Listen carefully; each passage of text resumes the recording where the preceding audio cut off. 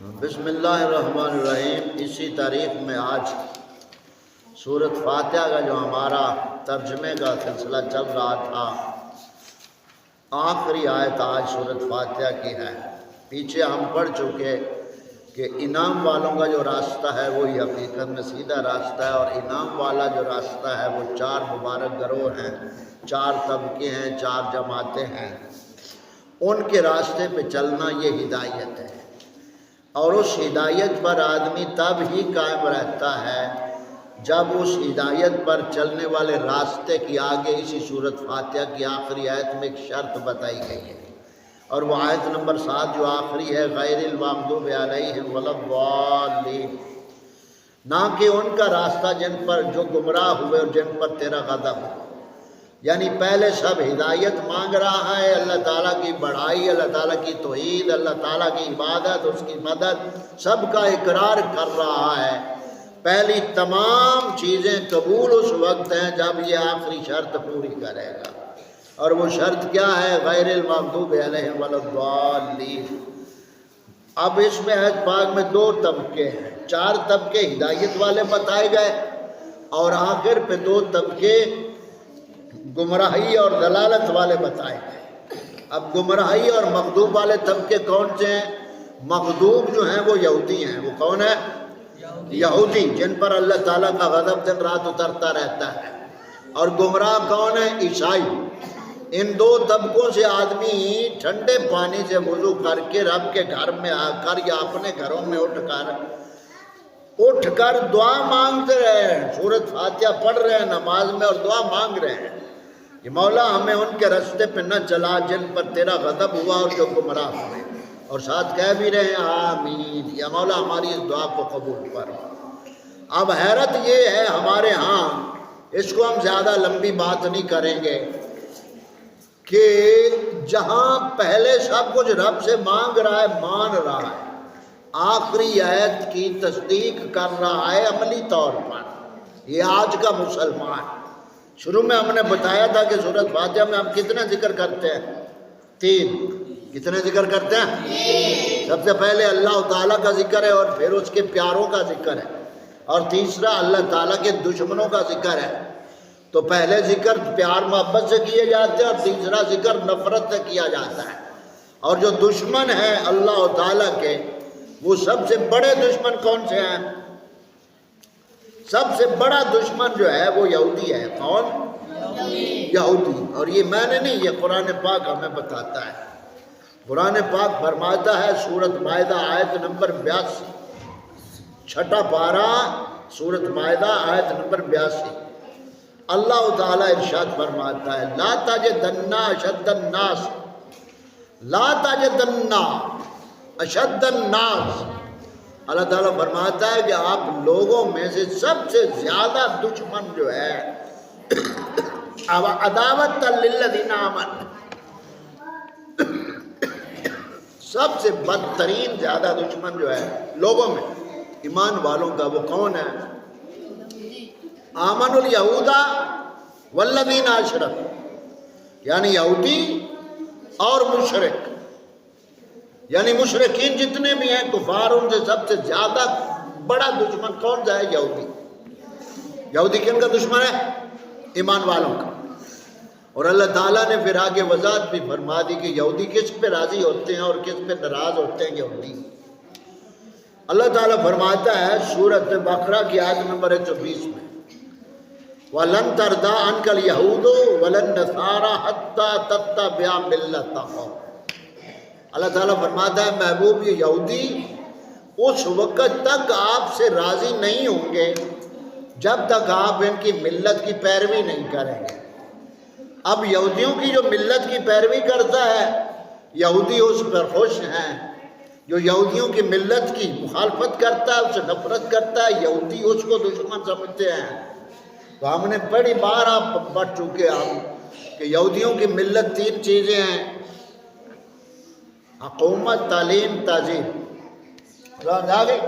یہ 3 ہی چیزیں یہودی ملت ہیں، یعنی فکر و عمل کو جمع کریں تو کیا ہے؟ وہ تہذیب ملت بن جاتی ہے، تو ملت کیا ہے؟ یہودیوں کی تعلیم تہذیب جو ہے یہ یہودیوں کی ملت ہے اور ان کا نظام ہے۔ اب جو اس نظام کے وفادار ہیں یہودی ان کے اوپر خوش ہے اور انہیں کے ہاتھوں سے اپنے نظام کو وہ چلوا رہا ہے، اور یہ منافق ٹولہ جو ہے یہ چلا رہے ہیں۔ سمجھ آ گئی؟ تو تین چیزیں، فتنہ، کفار تین چیزیں، اور بنیاد اسلام تین چیزیں۔ فتنہ کفار کتنی چیزیں؟ تین۔ بنیاد اسلام کتنی چیزیں؟ تین۔ فتنہ کفار تین چیزیں کون سی ہیں؟ جمہوریت، ووٹ، جمہوریت اور تعلیم اور یہ میڈیا وغیرہ، یہ تین چیزیں فتنہ ہیں۔ کفار کا اٹھایا ہوا فتنہ تین چیزیں، ان کا نظام حکومت ہے، ان کا نظام تعلیم ہے، اور ان کا میڈیا جو ذرائع ہے، سب چیزیں، تین چیزیں یہ فتنہ کفار ہے۔ اور دین اسلام کی بنیاد کتنی ہے؟ تین چیزیں۔ کتنی؟ ادب، غیرت، کفر سے نفرت۔ یہ کس کی بنیاد ہے؟ دین اسلام کی۔ کس کی؟ دین اسلام کی بنیاد کتنی چیزیں؟ ادب، غیرت، کفر سے نفرت۔ ادب، غیرت، کفر سے نفرت، یہ تین چیزیں اسلام کی بنیاد ہے۔ اور باطل نظام کی بنیاد تین چیزیں، وہی ہے ٹی وی، ووٹ، سکول۔ یہ تین چیزیں سکول اس فتنے کی بنیاد ہے، اور تین چیزیں اسلام کی بنیاد ہے۔ آج کا مسلمان جو تینوں چیزیں فتنہ ہیں ان میں نجات سمجھے ہوئے ہیں، اور ٹان دن رات زبان سے کر رہا ہے۔ یہاں ہم آخری بات، بڑی فکر انگیز بات کرتے ہوئے بات ختم کر رہے ہیں۔ اس بات کو آپ تمام طلباء اور سننے والے بھی، چھوٹے بڑے جتنے بھی ہیں، خلاصہ اور نچوڑ یہ سمجھ لیں، انسان کس چیز کا نام ہے؟ انسان کسے کہتے ہیں؟ انسان دماغ کا نام نہیں ہے، انسان پیٹ پالنے کا نام نہیں ہے، انسان صرف شکل اور صورت کا نام نہیں ہے۔ انسان اصل میں وہی ہے جس کا دل پاک ہے، جس کا دل زندہ ہے، وہ انسان ہے۔ انسان دل سے بنتا ہے، دماغ سے نہیں، پیٹ سے نہیں۔ اب دیکھیں بچہ جب ماں کے پیٹ سے اس دنیا میں آتا ہے، توجہ سے بات سنیں، بچہ جب اس دنیا میں ماں کے پیٹ سے آتا ہے تو اس کی تین چیزیں خالی ہوتی ہیں۔ کتنی چیزیں؟ تین چیزیں خالی ہوتی ہیں، دماغ، دل اور پیٹ، یہ تینوں چیزیں خالی ہوتی ہیں۔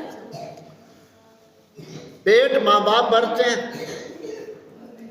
دماغ استاد بھرتا ہے، اور دل پیر کامل بھرتا ہے۔ دماغ میں جو بھرا جاتا ہے اس میں حس ہوتی ہے، یعنی حرکت ہوتی ہے، احساس نہیں ہوتا۔ پیٹ میں بھی حرکت ہوتی ہے، ہضم کرتا ہے خوراک کو، لیکن احساس نہیں ہے۔ احساس کہاں ہوتا ہے؟ دل میں۔ احساس کہاں ہے؟ دل میں۔ اب آپ دیکھ لیں پوری دنیا کیوں پریشان ہے کہ اس سکول کی تعلیم نے کمپیوٹر بنایا، ایجادات بنائی، خیالات کی دنیا کو وسیع کر دیا۔ دماغ میں دماغ بنا دیا کمپیوٹر کی مانند، یعنی اللہ تعالیٰ نے دماغ بنایا اور سائنسدان نے کمپیوٹر دماغ کے مطابق بنا دی، مشینری بن گئی۔ اب مشینری میں رحم ہے؟ مشینری حرکت تو کرتی ہے نا، حس ہے اس میں، لیکن احساس نہیں ہے۔ کیوں؟ کہ دماغ بنا ہے، دماغ اور مشینری، جیسے مشینری چلتی ہے لیکن اس رحم کسی پر نہیں کرتی، خود بنانے والے کو کچل دیتی ہے۔ دماغ بنایا خدا تعالیٰ نے، اور سائنس نے اور اس تعلیم نے دماغ کے حوالے سے کمپیوٹر بنا دیا۔ اب حرکت تو یہ حس تو ہے لیکن احساس نہیں ہے. سامنے بندہ مر گیا احساس تک نہیں. بھائی کو کچل رہا احساس تک نہیں. کیوں کہ سائنس مشینری والا درندہ بناتی ہے اور اللہ کے نبی جو آتے گئے وہ دل بناتے تھے. کیونکہ احساس کہاں ہوتا ہے؟ دل میں. احساس کہاں ہوتا ہے؟ دل میں. تو دل تو مردہ ہے. اب جس تعلیم کو، بے حیائی کو قوم نے شعور اور ترقی کا نام دے دیا، اس نے دل تو مار دیا. اس لیے باپ کو بیٹے کا، بیٹے کو باپ کا، بھائی کو بھائی کا، بہن کو بہن کا، اولاد کو ماں باپ کا، ماں باپ کو اولاد کا. احساس کیوں نہیں ہے؟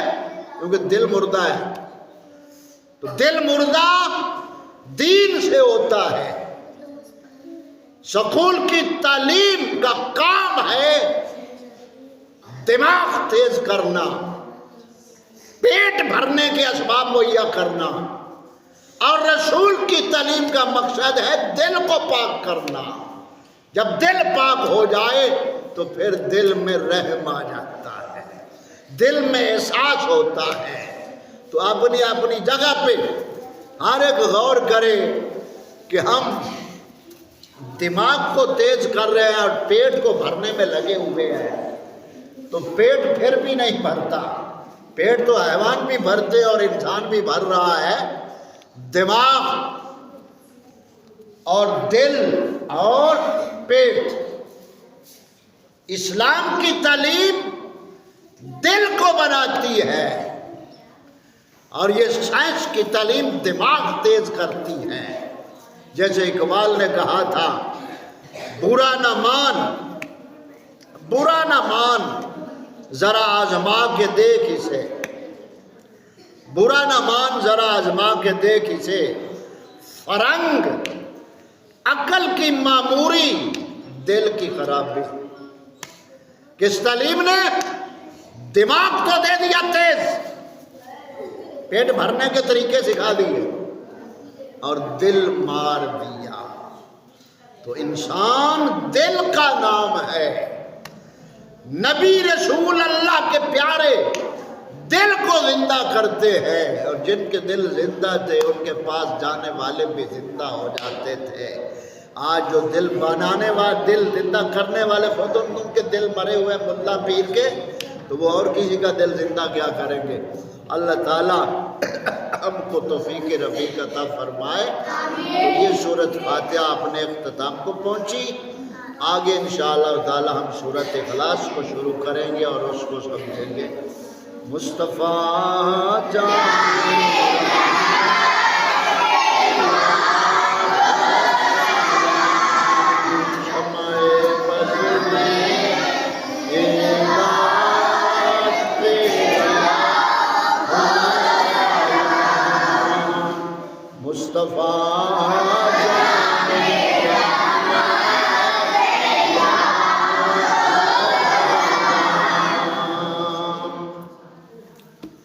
سیدھے بیٹھو، آپ سبق سنیں گے.